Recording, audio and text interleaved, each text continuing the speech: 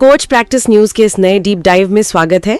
आज 9 मार्च 2026 है और पिछले 2 दिनों में कानूनी गलियारों में काफी हलचल रही है। बिल्कुल 7 और 8 मार्च की जो सबसे बड़ी टॉप 20 खबरें हैं, हम आज उनका पूरा निचोड़ निकालने वाले हैं। हमारा मिशन बहुत साफ है, इन तमाम कानूनी फैसलों और सोर्सेज को खंगालकर कानून की बारीकियों को आम जिंदगी के नजरिए से समझना। सही कहा, क्योंकि देखिए शुरुआत में ये समझना बहुत जरूरी है कि कानून सिर्फ किताबों में छपे हुए नियम नहीं होते। बिल्कुल नहीं। समाज का हर हिस्सा, चाहे वो एजुकेशन हो, कॉर्पोरेट दुनिया हो या हमारी अपनी डिजिटल सुरक्षा, हर जगह इन फैसलों का सीधा असर होता है। और इस डीप डाइव से ये साफ हो जाएगा कि कोर्ट्स कैसे रोजमर्रा की जिंदगी को शेप कर रहे हैं। तो ठीक है, चलिए इसे थोड़ा विस्तार से समझते हैं। शुरुआत करते हैं न्यायपालिका के अंदर ही चल रहे उस आत्म मंथन से जो वुमेन्स डे के आसपास काफी चर्चा में रहा। जी, ये बहुत अहम मुद्दा है। एससी के जस्टिस उज्जवल भुयन की एक टिप्पणी आई। उन्होंने एक ऐसा आंकड़ा सामने रखा जो वाकई थोड़ा चौंकाने वाला है। उन्होंने बताया कि पूर्व सीजेआई डीवाई चंद्रचूड़ जी के कार्यकाल में जो 14 जज अपॉइंट हुए, उनमें एक भी महिला नहीं थी। ये आंकड़ा अपने आप में बहुत कुछ कहता है। हाँ, और आज की डेट में सुप्रीम कोर्ट के 34 जजेस में से सिर्फ एक महिला जज है। देखिए, यहाँ जो सबसे दिलचस्प बात है वो ये कि ये सवाल कोई बाहर वाला नहीं उठा रहा, ये सिस्टम के सबसे ऊपर के लेवल से उठ रहा है। ये सिर्फ एक नंबर का गेम नहीं है, ये सिस्टम के अंदर की एक गहरी कमी को मानना है। मतलब एक तरह की सेल्फ अवेयरनेस। एग्जैक्टली। जब देश की सबसे बड़ी अदालत पॉलिसीज तय करती है तो उसमें समाज के हर वर्ग का एक्सपीरियंस होना चाहिए। अगर 34 लोगों में सिर्फ एक महिला है तो वो अलग नजरिया कहीं ना कहीं छूट जाता है, जो जस्टिस को ज्यादा बैलेंस बनाता है। और इसी बात को एक कदम और आगे ले जाते हुए जस्टिस पीएस नरसिम्हा का भी एक बड़ा बयान आया है। उन्होंने ओपनली एक्सेप्ट किया कि हमारी लीगल सिस्टम और अदालतें मर्दों के लिए बनाई गई हैं। जी, उन्होंने यही शब्द इस्तेमाल किए कि ये मर्दों के लिए बनाई गई संस्थाएं हैं और महिलाओं को सपोर्ट करने के लिए इन्हें पूरी तरह से रीडिजाइन करने की जरूरत है। ये टिप्पणी बहुत गहरी है। अगर हम इसे बड़े पिक्चर में देखें तो समझ आता है कि डिजाइन का मतलब सिर्फ बिल्डिंग का डिजाइन नहीं है। तो और किस तरह का डिजाइन? जैसे कोर्ट के टाइमिंग्स हो गए, वहां जिरा करने का जो एक आक्रामक तरीका होता है, या फिर कोर्ट के बाद वकीलों का जो एक इनफॉर्मल नेटवर्क होता है, ये सब हिस्टोरिकली मर्दों की सुविधा के हिसाब से ही तो सेट हुआ है।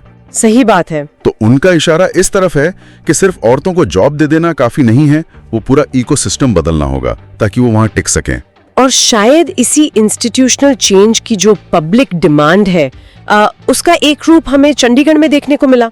वुमेन्स डे पर खुद सीजेआई सूर्यकांत ने एक वॉकथॉन लीड किया, जो कि आमतौर पर देखने को नहीं मिलता। बिल्कुल, देश के चीफ जस्टिस का इस तरह सड़क पर उतरना एक बहुत बड़ा मैसेज है। हाँ, क्योंकि जुडिशरी हमेशा अपने बंद कमरों से ही बात करती है, लेकिन सीजेआई का पब्लिक के बीच जाकर विमेन्स राइट्स के लिए आगे आना, ये दिखाता है कि अब बदलाव की मांग सिर्फ फाइल्स में नहीं है।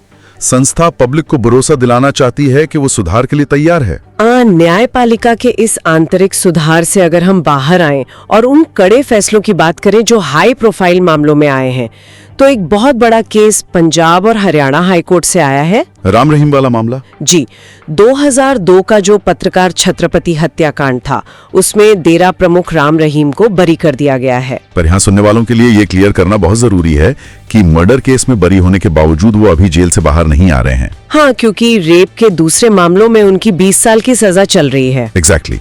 क्रिमिनल जस्टिस सिस्टम का ये बहुत बेसिक रूल है।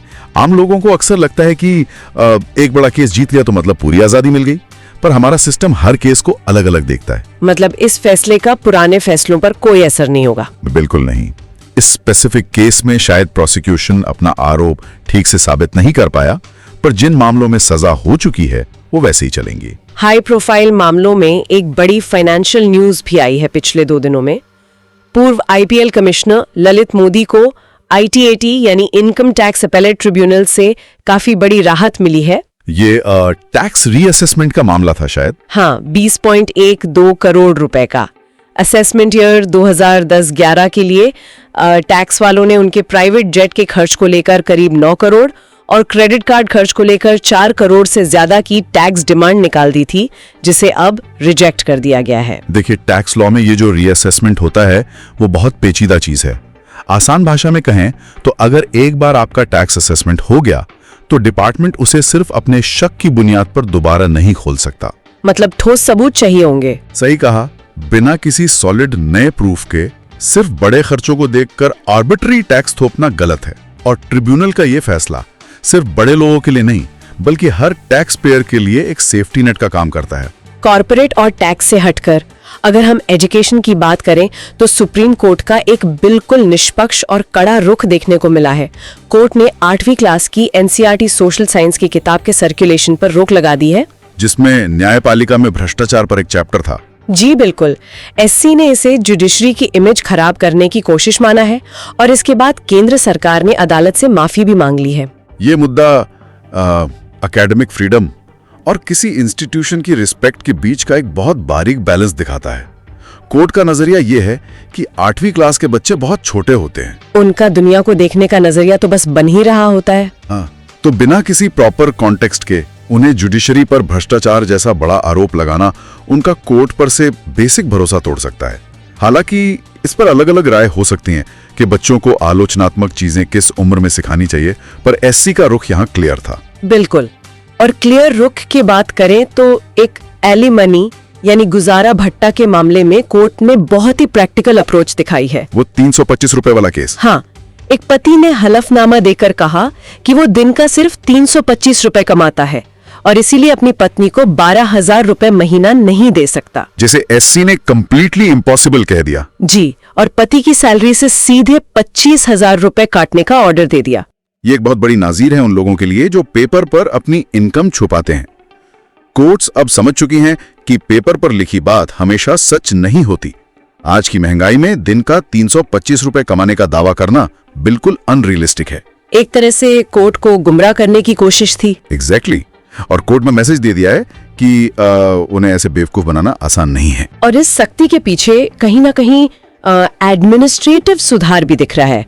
इसी हफ्ते सीजीआई सूर्यकांत ने चीफ जस्टिस के तौर पर अपने 100 दिन पूरे किए हैं। हाँ, और उनका पूरा फोकस रजिस्ट्री और बैकलॉग कम करने पर रहा है। जी, लाखों केसेस पेंडिंग हैं। देखिए, कोर्ट की जो रजिस्ट्री होती है ना, वो पूरे सिस्टम का इंजन होती है। फाइल कैसे आगे बढ़ेगी, केस कब लिस्ट होगा, ये सब वही तय होता है। अगर सीजीआई उस इंजन को ठीक कर रहे हैं तो आगे चलकर केसेस की सुनवाई अपने आप फास्ट हो जाएगी। अब थोड़ा सुप्रीम कोर्ट से आगे बढ़ते हैं और हाई कोर्ट्स की तरफ चलते हैं। यहाँ से कुछ ऐसे फैसले आए हैं जो समाज को एक आईना दिखाते हैं।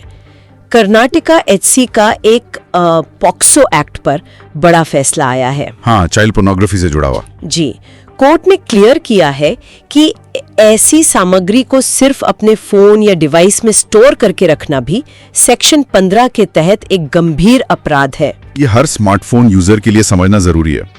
लोग सोचते हैं कि मैंने किसी को फॉरवर्ड नहीं किया तो मैंने कोई क्राइम नहीं किया, पर एचसी ने इस मेंटालिटी को गलत बताया। बिल्कुल। आसान शब्दों में, अगर कोई उस कंटेंट को सेव कर रहा है तो वो उस मार्केट की डिमांड को बढ़ा रहा है। डिमांड होगी तभी तो ऐसी वीडियोस बनेंगी। ये फैसला उस डिमांड पर ही डायरेक्ट अटैक करता है। लेकिन जब हम डिमांड और सिस्टम की बात कर रहे हैं, कैलकाटा एचईसी से एक ऐसी खबर आई जो वाकई रोंगटे खड़े कर देती है। सिस्टम का एक बहुत बड़ा फेलियर। वो बांग्लादेशी नागरिक की रिहाई वाला मामला। जी, जिसे अब 21 साल बाद जेल से रिहा किया गया है। जब उसे अरेस्ट किया गया था वो एक माइनर था और जुवेनाइल रूल्स के हिसाब से उसे मैक्सिमम 7 साल की सजा हो सकती थी। फिर भी वो 21 साल अंदर रहा। ये सुनकर किसी को भी विचलित होना नेचुरली बनता है। ये दिखाता है कि हमारे डिपार्टमेंट्स जैसे पुलिस, जुवेनाइल बोर्ड और जेल एडमिनिस्ट्रेशन, इनके बीच कितना कम्युनिकेशन गैप है। एक इंसान की पूरी जवानी जेल में गुजर गई सिर्फ इसलिए क्योंकि किसी ने उसकी उम्र का ध्यान ही नहीं रखा। सही कहा। ये सिर्फ एक केस नहीं, पूरे सिस्टम के मुंह पर एक तमाचा है कि ऐसी लापरवाही कितनी भारी पड़ सकती है। इन्हीं कानूनी खामियों के बीच मानवीय रिश्तों के रंग भी कोर्ट में दिखते हैं। दिल्ली एचसी ने हाल ही में अटेम्प्ट टू मर्डर का एक केस क्वैश कर दिया, जो कि जनरली बहुत रेयर होता है। हाँ, पर ये केस एक माँ और उसके बच्चे के बीच का था। फैमिली ने आपस में मामला सुलझा लिया तो कोर्ट ने माफी के आधार पर केस खत्म कर दिया। देखिए, अटेम्प्ट टू मर्डर जैसे केसेस को क्राइम अगेंस्ट सोसाइटी माना जाता है, पर यहाँ कोर्ट ने एक एक्सेप्शन बनाया। जब एक माँ और बच्चे में ही सुलह हो गई हो तो फिर वहां सजा देकर एक परिवार को हमेशा के लिए तोड़ने का कोई सेंस नहीं बनता। पर दूसरी तरफ जब रिश्तों में दरिंदगी की सारी हदें पार हो जाएं, तो कोर्ट बिल्कुल नरमी नहीं दिखाता। एक और केस कलकत्ता एचसी से आया, जहां एक आदमी ने अपनी प्रेग्नेंट पत्नी का बेरहमी से मर्डर कर दिया था। उसकी उम्र कैद की सजा बरकरार रखी गई ना? जी बिल्कुल। इन दोनों केसेस का डिफरेंस समझना जरूरी है। एक तरफ कोर्ट फैमिली को जोड़ने के लिए मर्डर अटेम्प्ट केस हटा रहा है और दूसरी तरफ डोमेस्टिक वायलेंस और मर्डर के इतने ब्रूटल केस में कोई सहानुभूति नहीं दिखाता। ये सोसाइटी के लिए एक क्लियर रेड लाइन है। परिवार से ही जुड़ा एक और फैसला राजस्थान एचसी से आया, जो कंपैशनेट अपॉइंटमेंट यानी अनुकंपा नियुक्ति पर था। हाँ, ये एक बहुत प्रोग्रेसिव ऑर्डर था नौकरी पेशा लोगों के लिए। इसमें कहा गया कि अगर पेरेंट्स का डिवोर्स हो जाता है या पिता की दूसरी पत्नी है, तब भी पहली शादी से पैदा हुए बेटे का अनुकंपा नियुक्ति पर से हक खत्म नहीं होता। एग्जैक्टली। अनुकंपा नियुक्ति का असली मकसद उस फैमिली को बचाना है जिसके घर का कमाने वाला चला गया। कोर्ट ने साफ किया कि पेरेंट्स के झगड़ों की सजा बच्चों को क्यों मिले। बच्चों के राइट्स बिल्कुल इंडिपेंडेंट है और वो सुरक्षित रहेंगे। सही बात है। अब यहाँ बात थोड़ी और दिलचस्प हो जाती है, क्योंकि न्यायपालिका ने खुद अपनी जवाबदेही भी तय की है। मध्य प्रदेश एचसी ने अपनी ही एक निचली अदालत के ट्रायल जज के खिलाफ जांच की सिफारिश कर दी, क्योंकि उन्होंने हाई कोर्ट का ऑर्डर इग्नोर किया था। और जब उनसे जवाब मांगा गया तो उनका जस्टिफिकेशन भी कोर्ट को ठीक नहीं लगा। ये जुडिशरी के डिसिप्लिन का मामला है। कानूनी भाषा में इसे जुडिशियल हायरार्की कहते हैं। एक चेन ऑफ कमांड होती है ताकि पूरे देश में कानून एक जैसा चले। अगर ट्रायल जज एचसी को सुने ही ना तो पूरा सिस्टम गिर जाएगा। ये दिखाता है कि जज की कुर्सी पर बैठा शख्स भी कानून से ऊपर नहीं है। अब थोड़ा पॉलिटिक्स, एंटरटेनमेंट और हमारे डिजिटल राइट्स की तरफ रुख करते हैं। पैमाने बदल रहे हैं। द केरला स्टोरी 2 की रिलीज पर लगी रोक हट गई है। केरला एचसी की लार्जर बेंच ने सिंगल जज का स्टे हटा दिया। जी, इस फैसले पर आपका क्या टेक है? ये कंप्लीटली फ्रीडम ऑफ एक्सप्रेशन का मुद्दा है। डेमोक्रेटिक सिस्टम में प्रायर रिस्ट्रेंट यानी किसी चीज को रिलीज होने से पहले ही बैन कर देना, इसको ठीक नहीं माना जाता जब तक कि लॉ एंड ऑर्डर का कोई बहुत बड़ा और डायरेक्ट खतरा ना हो। पॉलिटिक्स के मैदान से भी बड़ी खबर आई है। बॉम्बे एचसी ने महाराष्ट्र सीएम एकनाथ शिंदे के खिलाफ एक इलेक्शन पिटीशन खारिज कर दी। आरोप था कि वोटिंग वाले दिन उनका रोड शो करना अनड्यू इन्फ्लुएंस था। लेकिन कोर्ट ने इस आर्ग्यूमेंट को नहीं माना। बिल्कुल। इलेक्शन लॉ के हिसाब से अनड्यू इन्फ्लुएंस क्या होता है? अनड्यू इन्फ्लुएंस का मतलब है जब कोई पावरफुल इंसान वोटर्स को डराए, धमकाए या प्रेशर डाले। पर सिर्फ रोड शो करना कैंपेन का हिस्सा हो सकता है जब तक ठोस सबूत ना हो कि वोटर्स को मजबूर किया गया। सिर्फ इस आधार पर चुनाव रद्द नहीं हो सकता। एंटरटेनमेंट इंडस्ट्री के लिए मद्रास एचसी का एक जजमेंट बहुत बड़ा बेंचमार्क बन गया है। तेलुगु फिल्म रोजा को लेकर कोर्ट ने कहा कि डब्ड फिल्म्स के सैटेलाइट राइट्स और थिएट्रिकल राइट्स दोनों बिल्कुल अलग अलग होते हैं। आजकल जब हर तरफ कंटेंट ही कंटेंट है, ये कमर्शियल लॉ का एक बड़ा क्लैरिफिकेशन है। मतलब एक राइट खरीदने का मतलब सब कुछ मिल जाना नहीं है। सही कहा। अगर किसी ने सिनेमा हॉल में मूवी दिखाने के राइट्स लिए हैं तो वो ऑटोमेटिकली उसे टीवी या ओटीटी पर नहीं दिखा सकता। हर प्लेटफॉर्म के राइट्स इंडिपेंडेंट होते हैं। पर टेक्नोलॉजी के इसी दौर में एक बहुत डराने वाली खबर बॉम्बे एचसी से आई। एक एग्जिस्टिंग एचसी जज खुद ऑनलाइन फ्रॉड का शिकार हो गए। वो क्रेडिट कार्ड रिवॉर्ड पॉइंट्स वाला स्कैम ना? हाँ, उन्हें 6 लाख रुपए का नुकसान उठाना पड़ा। ये किसी के लिए भी एक वार्निंग बेल है। जरा सोचिए, जो जज सारी जिंदगी सबूतों और फ्रॉड केसेस को क्लोजली स्टडी करते हैं, जब वो स्कैमर के जाल में फंस सकते हैं तो आम इंसान की डिजिटल सिक्योरिटी क्या होगी? साइबर क्रिमिनल्स बहुत एडवांस्ड हैं और हम अभी भी पीछे हैं। इसी जस्टिस सिस्टम को थोड़ा और एक्सेसिबल बनाने के लिए सुप्रीम कोर्ट ने एक रूल क्लियर किया। अगर कोई पर्सन किसी केस का हिस्सा नहीं था, पार्टी नहीं था, पर कोर्ट के फैसले से उसका नुकसान हुआ है, तो वो रिव्यू पिटीशन डाल सकता है। ये बहुत जरूरी था। पहले ऐसे लोगों को ये कहकर हटा दिया जाता था कि आप तो केस में थे ही नहीं। पर अब अगर आपके राइट्स अफेक्ट हो रहे हैं तो सिर्फ टेक्नोलॉजीज के आधार पर कोर्ट के दरवाजे बंद नहीं किए जाएंगे। और इन 48 घंटों की आखिरी बड़ी खबर राउज एवेन्यू कोर्ट से आई।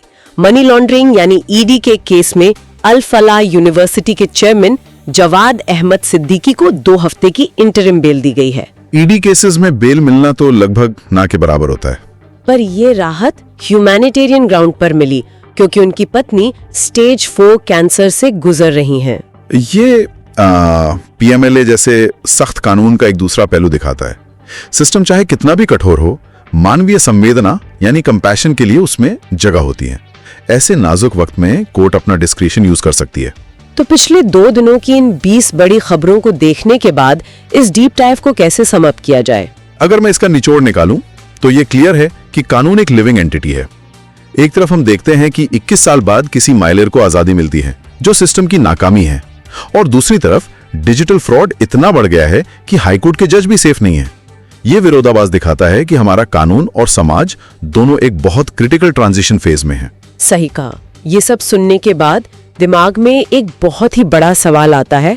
जिस तेजी से टेक्नोलॉजी बदल रही है, चाहे वो पॉक्सो में चाइल्ड पॉर्न का डिजिटल स्टोरेज हो या जजेस के साथ होता साइबर फ्रॉड, क्या हमारे जस्टिस सिस्टम को आगे चलकर सिर्फ एक सजा देने वाली बॉडी से हटकर एक प्रोएक्टिव टेक्निकल सुरक्षा तंत्र में नहीं बदल जाना चाहिए?